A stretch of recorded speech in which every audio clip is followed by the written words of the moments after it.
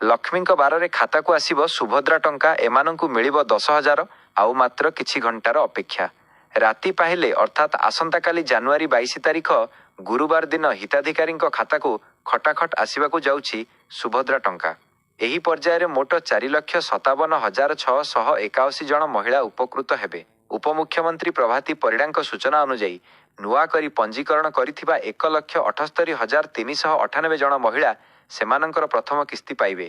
ସବୁଠାରୁ ବଡ଼ ଖବର ହେଉଛି ଯେଉଁ 2,55,265 ଜଣ ମହିଳା ଟେକ୍ନିକାଲ ସମସ୍ୟା ପାଇଁ ପ୍ରଥମ ଓ ଦ୍ୱିତୀୟ କିସ୍ତି ପାଇବାରୁ ବଞ୍ଚିତ ହୋଇଥିଲେ ସେମାନଙ୍କ ଖାତାକୁ ଏକାସାଙ୍ଗରେ ଦୁଇଟି କିସ୍ତିର ଅର୍ଥାତ୍ 10,000 ଟଙ୍କା ଆସିବ।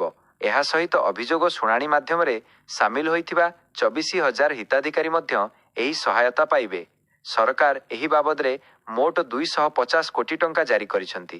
ସେହିପରି ଆସନ୍ତା ମାର୍ଚ୍ଚ 8 ତାରିଖ ଆନ୍ତର୍ଜାତୀୟ ମହିଳା ଦିବସରେ ଯୋଜନାର ଚତୁର୍ଥ କିସ୍ତି ପ୍ରଦାନ କରାଯିବ ବୋଲି ସୂଚନା ମିଳିଛି।